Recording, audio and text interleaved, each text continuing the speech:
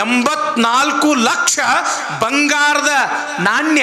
ಬಂಗಾರದ ರೊಕ್ಕ ಅಂತೀರಲ್ರಿ ನೀವು, ಬಿಲ್ಲಿ ಅಂತೀರ, ಏನಂತೀರಿ ಅದಕ್ಕೆ? 1 ರೂಪಾಯಿ ಗಟ್ಟಿ ಇರ್ತಾವಲ್ಲ, ಅದಕ್ಕೇನಂತೀರಿ? ಇಂಥವು 84 ಲಕ್ಷ ಬಂಗಾರದ ನಾಣ್ಯಗಳನ್ನು ಹೊಂದಿರತಕ್ಕಂಥ ಅಪಾರವಾಗಿರ್ತಕ್ಕಂಥ ರಾಶಿ, ಬಂಗಾರದ ರಾಶಿ ಅದ ಅಂತ ತಿಳ್ಕೊಂಡು ಇದ್ರೊಳಗೆ ಬರೆದದ. ಹೌದೇನು ಬಸವಣ್ಣ ಅಂದರು. ಯಾರು? ಬಿಜ್ಜಳ ರಾಜ. ಕೊಂಡಾಗಿರ್ತಕ್ಕಂಥ ಒಂದು ದೊಡ್ಡ ರಾಜ್ಯ ಅದು. ಕಲ್ಯಾಣ ರಾಜ್ಯ ಅಂತಂದ್ರೆ ಬಹಳ ವಿಸ್ತಾರವಾಗಿರ್ತಕ್ಕಂಥ, ಬಹಳ ಸಂಪದ್ಭರಿತವಾಗಿರ್ತಕ್ಕಂಥ, ಐಶ್ವರ್ಯದಿಂದ ಕೂಡಿರ್ತಕ್ಕಂಥ ರಾಜ್ಯ ಅದು. ಕಲ್ಯಾಣದ ರಾಜ್ಯ ಆಗಿನ ಕಾಲದೊಳಗೆ. ಅಂಥ ಕಲ್ಯಾಣ ರಾಜ್ಯಕ್ಕೆ ಅಧಿಪತಿಯಾಗತಕ್ಕಂಥ ಒಂದು ಯೋಗ ಬಿಜ್ಜಳ ಮಹಾರಾಜನಿಗೆ ಕೂಡಿ ಬಂತು. ರಾಜ ತನ್ನ ಎಲ್ಲ ಪರಿವಾರವನ್ನು ಕರೆದುಕೊಂಡು ಎಲ್ಲಿಗೆ ಬಂದ? ಕಲ್ಯಾಣಕ್ಕೆ ಬಂದ. ಜೊತೆಯಲ್ಲಿ ಬಸವಣ್ಣನವರನ್ನು ಕೂಡ ಕರ್ಕೊಂಡು ಬಂದ. ಯಾವಾಗ ಕಲ್ಯಾಣಕ್ಕೆ ಬಸವಣ್ಣನವರು ಬರಾಕತ್ತಾರ ಅನ್ನೋ ಸುದ್ದಿ ಗೊತ್ತಾತೋ, ಕಲ್ಯಾಣದಲ್ಲಿ ಇರ್ತಕ್ಕಂಥ ಸಾವಿರಾರು ಜನರಿಗೆ ಆ ಬಸವಣ್ಣನನ್ನು ನೋಡಬೇಕು ಅನ್ನೋ ಹಂಬಲ. ಬಸವಣ್ಣನ ವಾರ್ತೆ, ಬಸವಣ್ಣನ ಕೀರ್ತಿ ಎಲ್ಲ ಜನ ಕೇಳಿಬಿಟ್ಟಿದ್ರು. ಬಸವಣ್ಣ ಆ ಕಲ್ಯಾಣಕ್ಕೆ ಬರಾಕತ್ತಾನ ಅನ್ನೋದು ಗೊತ್ತಾಗಿ ಆ ಕಲ್ಯಾಣ ನಾಡಿನ ಜನ ಎಲ್ಲ ಸಾಲು ಸಾಲಾಗಿ ರಸ್ತೆ ಗೊಂಟ ಬಸವಣ್ಣ ಹೆಂಗರ ಇರಬೇಕು ಅಂತ ತಿಳ್ಕೊಂಡು ನಿಂತು ನೋಡಾಕ ಬರಾಕತ್ರು. ಬಸವಣ್ಣನ ನೋಡಿದ್ರು. ಬಸವಣ್ಣವ್ರು ಅವರನ್ನು ನೋಡಿ ಶರಣಾರ್ಥಿ ಅಂದರು. ಅವರು ಕೂಡ ಕೈ ಜೋಡಿಸಿದ್ರು. ಯಾವಾಗ ಕಲ್ಯಾಣ ರಾಜ್ಯಕ್ಕೆ ಬಿಜ್ಜಳ ಮಹಾರಾಜ ಅಧಿಪತಿಯಾಗಿ 1-2 ವರ್ಷ ಕಳೆದಿರಲಿಲ್ಲ. ಓಲಗ ಏನು ಆ ಸಭಾ ಮಂಟಪ ಇರ್ತದಲ್ಲ, ಸಿಂಹಾಸನದ ಮೇಲೆ ರಾಜನಾಗಿರ್ತಕ್ಕಂಥ ಬಿಜ್ಜಳ ಕುಳಿತುಕೊಂಡಿದ್ದಾನೆ. ಈ ಕಡೆ ಅನೇಕ ಜನ ಸಾಮಂತ ರಾಜರು ಕುಳಿತುಕೊಂಡಿದ್ದಾರೆ. ಈ ಕಡೆ ಅನೇಕ ಅಧಿಕಾರಿಗಳು ಕುಳಿತುಕೊಂಡಿದ್ದಾರೆ. ರಾಜ್ಯದ ಕಾರ್ಯಕಲಾಪ ಕುರಿತು ವಿಚಾರವನ್ನು ಮಾಡ್ತಾ ಇರತಕ್ಕಂಥ ಸಂದರ್ಭದೊಳಗ ಮೇಲಿನಿಂದ ಆಕಾಶ ಮಾರ್ಗದಿಂದ ಒಂದು ಓಲೆ ಬೀಳುತ್ತದ, ಒಂದು ಕಾಗದ ಬಿದ್ದಂಗೆ ಬೀಳುತ್ತದ. ರಾಜ ನೋಡ್ದ. ಅದೇನದ ತಗೊಂಡು ಬರ್ರಿ ಅಂತ ತಿಳ್ಕೊಂಡು ರಾಜ ಸೇವಕರಿಗೆ ಹೇಳ್ದ. ಅದನ್ನು ಸೇವಕರು ತಂದು ಕೊಟ್ಟರು. ಒಂದು ಏನೋ ಬರೆದಿರ್ತಕ್ಕಂಥ ಪತ್ರ ಇದ್ದಂಗೆ ಇತ್ತು. ಆದ್ರೆ ಆ ಅಕ್ಷರ ಮಾತ್ರ ರಾಜನಿಗೆ ಗೊತ್ತಾಗಲಿಲ್ಲ. ಯಾವ ಭಾಷೆ, ಯಾವ ಲಿಪಿ ಅನ್ನೋದು ಗೊತ್ತಾಗಲಿಲ್ಲ. ಅಲ್ಲಿ ಇರ್ತಕ್ಕಂಥ ಸಾಮಂತ ರಾಜರಿಗೆ ತೋರಿಸ್ದ. ಇದು ಯಾವ ಭಾಷೆ, ಏನದ ನಿಮಗೆ ಗೊತ್ತಾಗ್ತದೇನು ನೋಡ್ರಿ ಅಂತ ಕೊಟ್ಟ. ಅವರು ನಮಗೆ ಗೊತ್ತಾಗಬಲ್ದು ಅಂತ ತಿಳ್ಕೊಂಡು ಹೇಳಿದ್ರು. ಅನೇಕ ಜನ ಪಂಡಿತರಿದ್ರು, ಜ್ಞಾನಿಗಳಿದ್ರು. ಅವ್ರ ಕೈಯಾಗ ಕೊಟ್ಟ. ಇದು ಏನದ ನೋಡ್ರಿ, ನಮಗೂ ಗೊತ್ತಾಗಬಲ್ದು, ಇದು ಯಾವ ಭಾಷೆ ಅನ್ನೋದು ಗೊತ್ತಾಗಬಲ್ದು. ಅಲ್ಲಿ ಇರ್ತಕ್ಕಂಥ ಇನ್ನೊಬ್ಬ ಅಧಿಕಾರಿ ಯಾರು ಹೇಳ್ರಿ? ಕೊಂಡಿ ಮಂಚಣ್ಣ.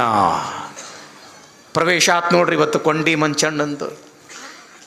ಯಾವಾಗ ಸಿನಿಮಾದೊಳಗೆ ವಿಲನ್ ಪಾತ್ರ ಎಂಟ್ರಿ ಆಗ್ತದ, ಅವಾಗಿನಿಂದ ಅದ್ರ ಸಿನಿಮಾದ ಮಜಾನ ಬೇರೆ ಇರ್ತದ. ಹೌದಲ್ಲ? ಖಳನಾಯಕ. ಇಲ್ಲಿ ಕೊಂಡಿ ಮಂಚಣ್ಣ ಅಂತನ ಪ್ರಭುಗಳೇ, 64 ವಿದ್ಯಾ ನಿಪುಣ ನಾನು, 64 ವಿದ್ಯೆಯನ್ನ ಬಲ್ಲವ ನಾನು. ಈ ರಾಜರಿಗೆ, ಸಾಮಂತರಿಗೆ, ಅಧಿಕಾರಿಗಳಿಗೆ, ಈ ಪಂಡಿತರಿಗೆ ಆ ಪತ್ರ ಓದಲಿಕ್ಕೆ ಬಾರದೆ ಇದ್ರೇನಾತು, ನಾನು ಓದುತ್ತೀನಿ, ಆ ಪತ್ರವನ್ನು ಕೊಡ್ರಿ ಅಂದ ಕೊಂಡಿ ಮಂಚಣ್ಣ. ಆಯ್ತು ಅಂತ ತಿಳ್ಕೊಂಡು ಆ ಪತ್ರ ಕೊಂಡಿ ಮಂಚಣ್ಣನ ಕೈಯೊಳಗೆ ಕೊಟ್ಟರು ರಾಜನಾಗಿರ್ತಕ್ಕಂಥ ಬಿಜ್ಜಳ ಮಹಾರಾಜ. ನೋಡ್ದ ಕೊಂಡಿ ಮಂಚಣ್ಣ, ಅದನ್ನು ಓದೇ ತೀರ್ತೀನಿ ಅಂತ ತಿಳ್ಕೊಂಡು ಬಹಳ ಉತ್ಸಾಹದಿಂದ ತಗೊಂಡಿದ್ದ. ನೋಡ್ದ, ಮುಖ ಸಪ್ಪಗಾತು. ಯಾಕೆ? ಅವನಿಗೂ ಕೂಡ ಅದು ಓದಾಕ ಬರಲಿಲ್ಲ. ಹಿಂಗೊಮ್ಮೆ ನೋಡ್ದ, ಮ್ಯಾಲೊಮ್ಮೆ ನೋಡ್ದ, ಕೆಳಗೊಮ್ಮೆ ನೋಡ್ದ. ನೋಡಿ ಅಂತಾನ, ರಾಜರೇ ಇದು ಯಾವ ಭಾಷೆನೂ ಅಲ್ಲ, ಯಾವ ಲಿಪಿನೂ ಅಲ್ಲ, ಯಾವ ಪತ್ರವಂತೂ ಮೊದಲೇ ಅಲ್ಲ. ಕೆಲಸಕ್ಕೆ ಬಾರದು ಯಾವುದೋ ಹುಡುಗರು ಏನೇನೋ ಗೀಚಿ ಒಗದಾರ, ಗಾಳಿಗೆ ಮ್ಯಾಲಿನಿಂದ ಇಲ್ಲಿ ಕೆಳಗೆ ಬಂದು ಬಿದ್ದದ. ಇದು ಏನೂ ಇಲ್ಲ, ಇದನ್ನು ತಿಪ್ಪ್ಯಾಗ ಎಸಿರಿ ಅಂತ ತಿಳ್ಕೊಂಡು ಯಾವಾಗ ಕೊಂಡಿ ಮಂಚಣ್ಣ ಹೇಳ್ದ, ಆದ್ರೆ ಹಂಗೆ ಮಾಡಲಿಲ್ಲ ರಾಜನಾಗಿರತಕ್ಕಂಥ ಬಿಜ್ಜಳ.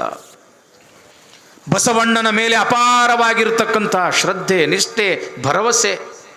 ರಾಜ ಸೇವಕರಿಗೆ ಹೇಳ್ದ, ಸೇವಕರೇ ಅಲ್ಲಿ ಕರಣಿಕರಾಗಿರ್ತಕ್ಕಂಥ ಬಸವಣ್ಣನನ್ನ ಕರೆದುಕೊಂಡು ಬರ್ರಿ, ಕಾರ್ಯಾಲಯಕ್ಕೆ ಹೋಗಿ ಬಸವಣ್ಣನವರನ್ನು ಕರ್ಕೊಂಡು ಬರ್ರಿ ಅಂದ ಕೂಡಲೇ ಬಸವಣ್ಣವರನ್ನು ಕರ್ಕೊಂಡು ಬಂದರು. ಪ್ರಭುಗಳೇ ಅಂದರು ಬಸವಣ್ಣವರು.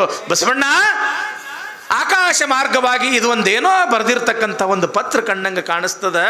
ಇಲ್ಲಿ ಯಾರಿಗೂ ಕೂಡ ಓದಾಕ ಬರವಲ್ದು, ನೀನ ಒಂದಿಷ್ಟು ನೋಡಪ್ಪ ಏನದ ತರ್ರಿ ಪ್ರಭುಗಳೇ ಅಂತ ತಿಳ್ಕೊಂಡು ಆ ಪತ್ರ ಇಸ್ಕೊಂಡ್ರು. ನೋಡಿದ್ರು ಮುಖ ಬಸವಣ್ಣವ್ರು ಅರಳು ಬಿಡ್ತು, ನಗುಮುಖ ಆತು. ನೋಡಿ ಅಂತಾರ ಪ್ರಭುಗಳೇ, ಒಂದು ಬಹಳ ಸಂತೋಷದ ಸುದ್ದಿ ಅದ. ಏನು ಬಸವಣ್ಣ? ಇದು ಪಾಲಿ ಲಿಪಿಯಲ್ಲಿ ಬರೆದಿರ್ತಕ್ಕಂಥ ಒಂದು ಪತ್ರ. ಅದಕ್ಕೆ ಶಿವಲಿಪಿ ಅಂತನೂ ಕೂಡ ಕರೀತಾರ.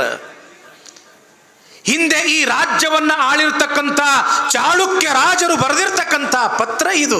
ಒಂದು ವಿಶೇಷವಾಗಿರ್ತಕ್ಕಂಥ ಮಾಹಿತಿ ಈ ಪತ್ರದೊಳಗದ. ಅಂಥದ್ದೇನದ ಬಸವಣ್ಣ? ಏನಿಲ್ಲ ಪ್ರಭುಗಳೇ, ನೀವು ಯಾವ ಸಿಂಹಾಸನದ ಮೇಲೆ ಕುಳಿತಿದ್ದೀರಿ ಆ ಸಿಂಹಾಸನದ ಕೆಳಗಡೆ ಒಂದಲ್ಲ ಎರಡಲ್ಲ 84 ಲಕ್ಷ ಬಂಗಾರದ ನಾಣ್ಯವನ್ನು ಹೊಂದಿರತಕ್ಕಂಥ ಒಂದು ದೊಡ್ಡ ಬಂಗಾರದ ಗಂಟದ ನಿಧಿ ಅದ ಅಂತ ತಿಳ್ಕೊಂಡು ಬಸವಣ್ಣವರು ಹೇಳಿದ್ರು ರಾಜನಿಗೆ. ಏನದ ನಿಮ್ಮ ಸಿಂಹಾಸನದ ಕೆಳಗಡೆ? 84 ಲಕ್ಷ ಬಂಗಾರದ ನಾಣ್ಯ. ಬಂಗಾರದ ರೊಕ್ಕ ಅಂತೀರಲ್ರಿ ನೀವು, ಬಿಲ್ಲಿ ಅಂತೀರ, ಏನಂತೀರಿ ಅದಕ್ಕೆ? 1 ರೂಪಾಯಿ ಗಟ್ಟಿ ಇರ್ತಾವಲ್ಲ, ಅದಕ್ಕೆ ಏನಂತೀರಿ? ಇಂಥವು 84 ಲಕ್ಷ ಬಂಗಾರದ ನಾಣ್ಯಗಳನ್ನು ಹೊಂದಿರತಕ್ಕಂಥ ಅಪಾರವಾಗಿರ್ತಕ್ಕಂಥ ರಾಶಿ, ಬಂಗಾರದ ರಾಶಿ ಅದ ಅಂತ ತಿಳ್ಕೊಂಡು ಇದ್ರೊಳಗೆ ಬರೆದದ. ಹೌದೇನೋ ಬಸವಣ್ಣ ಅಂದ್ರು. ಯಾರು? ಬಿಜ್ಜಳ ರಾಜ ಕೊಂಡಿ ಮಂಚಣ್ಣ ಅಂತಾನ. ಪ್ರಭುಗಳೇ, ಬಸವಣ್ಣನ ಮಾತು ನಂಬಕ್ ಹೋಗ್ಬೇಡ್ರಿ.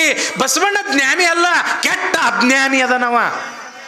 ಅವನ ಮಾತು ಕೇಳಿ ನೀವು ಸಿಂಹಾಸನವನ್ನು ತೆಗೆದಿಟ್ಟು ನೀವು ನೆಲವನ್ನು ಅಗದಿದ್ದೇ ಆದ್ರೆ ಇದು ರಾಜ್ಯಕ್ಕೆ ಅಪಶಕುನ.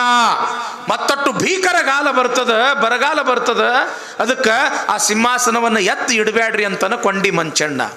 ಏನ ಆಗ್ಲಿ, ಬಸವಣ್ಣನ ಮೇಲೆ ನನಗೆ ವಿಶ್ವಾಸ ಅದ, ಭರವಸೆ ಅದ, ನೋಡೇ ಬಿಡೋಣ ಅಂತ ತಿಳ್ಕೊಂಡು ಸೇವಕರನ್ನು ಕರೆಸಿ ಸಿಂಹಾಸನವನ್ನು ಬದಿಗಿರಿಸಿ ಆಳುಗಳನ್ನು ಕರೆಸಿ ಆ ನೆಲವನ್ನು ಅಗೆದಾಗ ಬಸವಣ್ಣ ಹೇಳಿದ್ದು ಸುಳ್ಳಾಗಲಿಲ್ಲ. ಬಂಗಾರದ ರಾಶಿ ಬುಟ್ಟಿಗಟ್ಟಲೆ ತೆಗಿತಾರ. ಹಿಂಗೆ ಗುಡ್ಡ ಬಿದ್ದಂಗೆ ಬಿತ್ತು ಬಿಡ್ತು. ಯಾವಾಗ ಆ ಬಂಗಾರದ ರಾಶಿ ಒಂದು ಕಡೆ ಹಾಕಿದ್ರು, ಬಸವಣ್ಣನವರು ಆ ಬಂಗಾರದ ರಾಶಿಯನ್ನ ಬಹಳ ಅಂತಃಕರಣ ಪೂರ್ವಕವಾಗಿ ಶಿವ ಸಂಗಮನಾಥ ಅಂತ ತಿಳ್ಕೊಂಡು ಯಾವಾಗ ಬಂಗಾರದ ರಾಶಿಯನ್ನ ದಿಟ್ಟಿಸಿ ನೋಡ್ತಾರ, 100 ಪಟ್ಟು ಮತ್ತೆ ಹೆಚ್ಚಾತು ಆ ಬಂಗಾರದ ರಾಶಿ.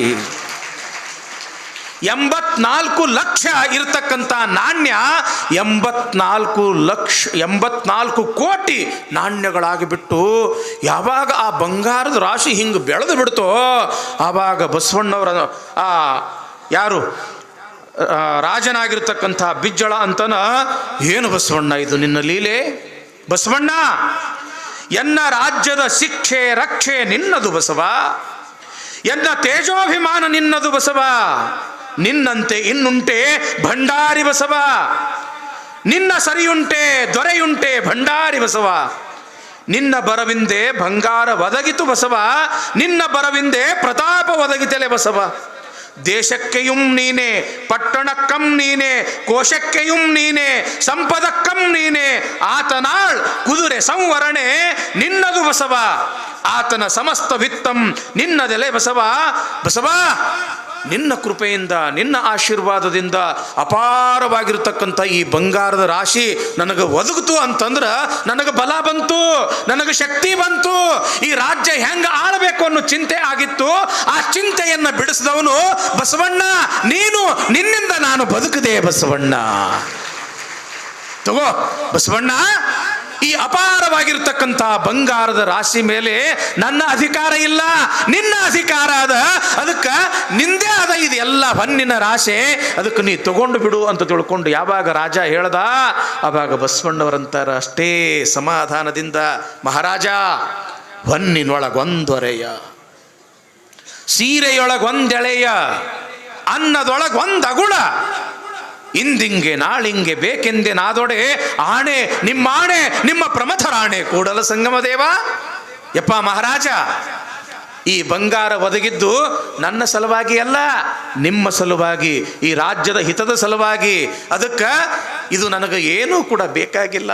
ಅಲ್ಲ, ನಿನಗೆ ಎಷ್ಟು ಬೇಕೋ ಅಷ್ಟರ ಬೈ, ನನಗೆ ಏಟೂ ಬೇಕಾಗಿಲ್ಲ. ಇದ್ರೊಳಗಿಂದ ಒಂದು ಕಣ ಸಹಿತ ಬೇಕಾಗಿಲ್ಲ.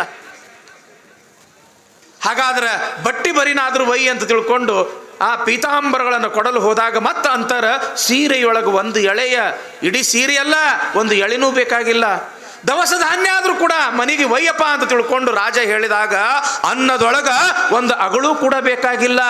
ನಾ ಏನು ದುಡಿತೀನಿ, ದುಡಿತಕ್ಕ ನೀ ಏನು ನನಗೆ ಪಗಾರ ಕೊಡ್ತಿ ಅದರೊಳಗ ನನಗೆ ಆನಂದ ಐತೆ ಹೊರತು ಇದು ಯಾವುದೂ ಕೂಡ ನನಗೆ ಬೇಕಾಗಿಲ್ಲ ಅಂತಾರೆ ಬಸವಣ್ಣವರು.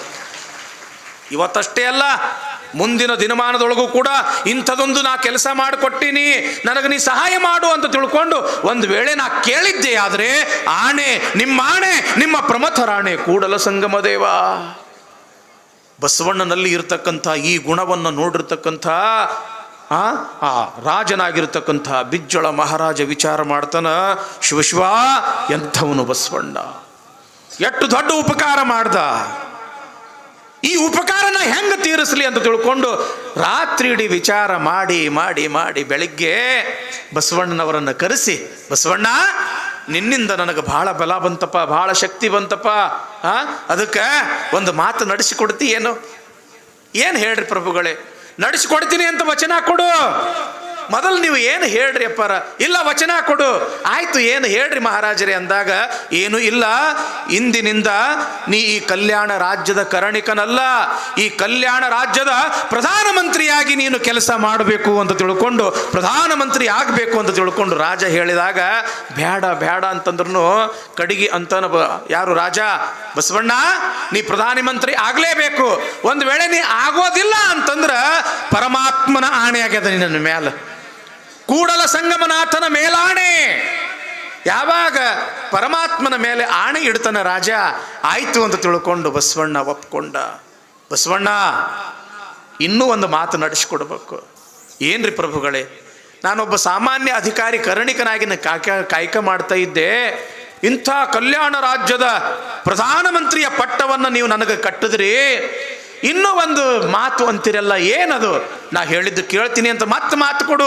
ಈ ಸಲ ನಾನು ಮಾತು ಕೊಡೋದಿಲ್ಲ, ನೀ ಮಾತು ಕೊಡಲಿಲ್ಲ ಅಂತಂದ್ರೆ ಕೂಡಲ ಸಂಗಮನಾಥನ ಮೇಲಾಣೆ.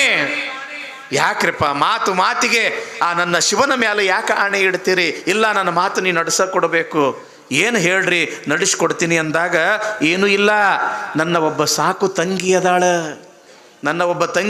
ಸಾಕು ತಂಗಿ, ಆಕೆ ಹೆಸರು ನೀಲಮ್ಮ, ಅಂದ್ರೆ ನೀಲಾಂಬಿಕೆ. ಅವಳ ಜೊತೆಗೆ ನೀ ಮದುವೆ ಮಾಡ್ಕೋಬೇಕು. ಈಗಾಗಲೇ ನನ್ನ ಮದುವೆ ಆಗ್ಯದ. ಗಂಗಾಂಬಿಕೆ ನನ್ನ ಧರ್ಮ ಪತ್ನಿ. ಒಬ್ಬ ಹೆಂಡತಿ ಇರುವಾಗ ಇನ್ನೊಬ್ಬ ಹೆಂಡತಿಯನ್ನು ಮಾಡಿಕೊಳ್ಳೋದು ನನ್ನ ಅಂತರಂಗ ಒಪ್ಪುವುದಿಲ್ಲ. ಏನಾ ಇರಲಿ, ಶಿವನ ಆಣೆ ಆಗ್ಯದ, ಸಂಗಮನಾಥನ ಮ್ಯಾಲ ಆಣೆ ಆಗ್ಯದ ಅಂತ ತಿಳ್ಕೊಂಡು ಯಾವಾಗ ಮತ್ತೆ ರಾಜ ಆಣೆಯನ್ನು ಇಕ್ಕದ, ಆವಾಗ ಬಸವಣ್ಣವ್ರಂತರ ಬಯಸಿ ಬಂದುದು ಅಂಗಭೋಗ, ಬಯಸದೇ ಬಂದುದು ಲಿಂಗಭೋಗ, ಅಂಗಭೋಗ ಅನರ್ಪಿತ, ಲಿಂಗಭೋಗ ಪ್ರಸಾದ. ಆಯಿತು, ಇದು ಪರಮಾತ್ಮನ ಪ್ರಸಾದ ಅಂತ ತಿಳ್ಕೊಂಡು ಬಸವಣ್ಣನವರು ನೀಲಾಂಬಿಕೆಯ ಜೊತೆಗೆ ಮದುವೆಯನ್ನು ಮಾಡಿಕೊಳ್ಳಕ್ಕೆ ಒಪ್ಕೊಂಡ್ರು. ಆನಂದದಿಂದ ಬಹಳ ವಿಜೃಂಭಣೆಯಿಂದ ತನ್ನ ಸಾಕು ತಂಗಿಯನ್ನು ಕೊಟ್ಟು ಬಸವಣ್ಣನವರ ಜೊತೆಗೆ ಮದುವೆಯನ್ನು ಮಾಡಿದ ರಾಜನಾಗಿರ್ತಕ್ಕಂಥ ಬಿಜ್ಜಳ. ಬಸವಣ್ಣವರಿಗೆ ಎಷ್ಟು ಮಂದಿ ಹೆಂಡರಾದ್ರು ತಂಗಿ? ಯಾರ್ಯಾರು? ನೀಲಾಂಬಿಕೆ, ಗಂಗಾಂಬಿಕೆ. ದೊಡ್ಡವಳು ಗಂಗಾಂಬಿಕೆ, ಸಣ್ಣವಳು ನೀಲಾಂಬಿಕೆ. ಈ ನೀಲಾಂಬಿಕೆನೂ ಬೇರೆ ಯಾರೂ ಅಲ್ಲ, ಇವಳು ಕೂಡ ಸೋದರ ಮಾವನ ಮಗಳ. ಏನು ಬಲದೇವ ಮಂತ್ರಿ ಅಂತ ಹೇಳಿ ಇದ್ದಲ್ಲ, ಆ ಬಲದೇವ ಮಂತ್ರಿಯ ತಮ್ಮ ಸಿದ್ಧರಸ ಅಂತ. ಇವರಿಬ್ಬರು ಅಣ್ಣ ತಮ್ಮ. ಇಂಗಳೇಶ್ವರದಿಂದ ಇವರು ಮಂಗಳವೇಡೆಗೆ ಬಂದಿರ್ತಾರೆ. ಮಂಗಳವೇಡೆ ರಾಜನ ಆಸ್ಥಾನದೊಳಗೆ ಇವರು ಮಂತ್ರಿಗಳಾಗಿ ಕೆಲಸ ಮಾಡ್ತಿರ್ತಾರೆ. ಯಾವಾಗ ಬಿಜ್ಜಳ ಬಹಳ ಸಣ್ಣ ಮಗು ಇರ್ತಾನ, ಆವಾಗ ಬಿಜ್ಜಳ ರಾಜನ ತಾಯಿ ತೀರ್ಕೊಳ್ತಾಳೆ. ತೀರ್ಕೊಳ್ತಕ್ಕಂಥ ಸಮಯದೊಳಗೆ ಸಿದ್ಧರಸನನ್ನು ಕರೆದು, ಸಿದ್ಧರಸ, ಈ ನನ್ನ ಮಗನನ್ನ ನಿನ್ನ ಮಗನ ಹಾಗೆ ನೀನು ಜೋಪಾನ ಮಾಡು ಅಂತ ತಿಳ್ಕೊಂಡು ಸಿದ್ಧರಸನ ಉಡಿಯೊಳಗೆ ಹಾಕಿ ಈ ಬಿಜ್ಜಳ ರಾಜನ ತಾಯಿ ತೀರ್ಕೊಂಡು ಬಿಟ್ಟಿರ್ತಾಳೆ. ಆವಾಗ ಸಿದ್ಧರಸ ಏನು ಮಾಡಿರ್ತಾನಂತಂದ್ರೆ, ತನ್ನ ಮಗಳಾಗಿರ್ತಕ್ಕಂಥ ನೀಲಾಂಬಿಕೆಯ ಜೊತೆಗೆ ಇವನೂ ಕೂಡ ನನ್ನ ಮಗ ಅಂತ ತಿಳ್ಕೊಂಡು ಬಿಜ್ಜಳ ರಾಜನನ್ನ ಸಿದ್ಧರಸ ಸಲಹಿರ್ತಾನ. ಮುಂದೆ ಏನಾಗ್ತದ ಅಂತಂದ್ರೆ, ಯಾವಾಗ ಬಿಜ್ಜಳ ರಾಜ ದೊಡ್ಡವ ಆಗ್ತಾನ, ಆವಾಗ ಸಿದ್ಧರಸರು, ನೋಡಪ್ಪ ಇವಳು ನಿನ್ನ ತಂಗಿ ನೀಲಮ್ಮ, ಇವಳ ಯೋಗಕ್ಷೇಮ ನಿಂದಪ್ಪ ಅಂತ ತಿಳ್ಕೊಂಡು ಇವನು ಉಡಿಯೊಳಗೆ ತನ್ನ ಮಗಳನ್ನು ಹಾಕಿ ಸಿದ್ಧರ್ಸ ತೀರ್ಕೊಂಡಿರ್ತಾನೆ. ಹಂಗಂದ ಬಳಕ ಇವ್ರು ಯಾರಾದರು? ನೀಲಮ್ಮ ಗಂಗಮ್ಮ ಅಕ್ಕ ತಂಗಿ ಆದರು. ಹೌದ್ರಲ್ಲ? ಇವ್ರು ಸಣ್ಣವರಿದ್ದಾಗ ಜಗಳ ಆಡ್ತಿದ್ರಂತ. ಒಂದ ಸಾಮಾನು ಸಿಕ್ತು ಅಂತಂದ್ರೆ ಈಕಿ ನನಗೆ ಬೇಕಂತಿದ್ದಳಂತ, ಈಕಿನೂ ಅದ ಬೇಕು ಅಂತ ಹೇಳಂತಿದ್ಳಂತ. ಮುಂದೆ ಇವ್ರು ದೊಡ್ಡವರಾದ್ರೆ ಹ್ಯಾಂಗೋ ಶಿವನೇ ಅಂತ ತಿಳ್ಕೊಂಡು ದೊಡ್ಡವರು ಮನೆಯಾಗಿದ್ದ ಹಿರಿಯರ ಚಿಂತೆ ಮಾಡಿದ್ರೆ ಇಬ್ಬರಿಗೂ ಒಬ್ಬನ್ನ ಕೊಟ್ಟು ಮದುವೆ ಮಾಡಿದ್ರೆ ಆತ ಹೇಳಂತ ತಿಳ್ಕೊಂಡು ಆಡ್ಸಾಡ್ತಿದ್ರಂತ. ಆವಾಗ ಆಡ್ಸಾಡಿದ್ದು ಈಗ ನಿಜನೇ ಆಗ್ತದೆ. ಯಾಕಂತಂದ್ರೆ ಅಕ್ಕ ತಂಗಿ ಒಬ್ಬನನ್ನೇ ಮದುವೆಯಾದರು. ಯಾರನ್ನ? ಬಸವಣ್ಣನವರನ್ನು ಎಂಬತಕ್ಕಂಥ ವಿಚಾರ ಇವತ್ತಿನ ದಿವಸದ ಒಂದು ಪುರಾಣದೊಳಗೆ ನಾವು ತಿಳ್ಕೊಳ್ತೀವಿ. ಹಾಗಾದ್ರೆ ನಾಳೆಯ ದಿವಸ ಇಬ್ಬರು ಹೆಂಡಿರನ್ನು ಮಾಡಿಕೊಂಡಿರ್ತಕ್ಕಂಥ ಬಸವಣ್ಣ ಯಾವ ರೀತಿಯಾಗಿ ಪ್ರಧಾನಿಯಾಗಿ ಸಂಸಾರದ ಜೊತೆಗೆ ಪಾರಮಾರ್ಥವನ್ನು ಕೂಡ ಹೆಂಗೆ ನಡೆಸಿಕೊಂಡು ಹೋಗ್ತಾನೆ, ನಾಳೆಯಿಂದ ಮಾತ್ರ ಬಹಳ ಅದ್ಭುತವಾಗಿರ್ತಕ್ಕಂಥ ಪ್ರಸಂಗಗಳು, ಲೀಲೆಗಳು ಪ್ರಾರಂಭ ಆಗ್ತವೆ. ಅದಕ್ಕೆ ಎಲ್ಲ ಶರಣರು, ಎಲ್ಲ ತಾಯಂದರು, ನಮಗೇನು ಒಂದು ಸಂತೋಷ ಅಂತಂದ್ರೆ ಪಾಪ ಸಣ್ಣ ಸಣ್ಣ ಮಕ್ಕಳು ಸಹಿತ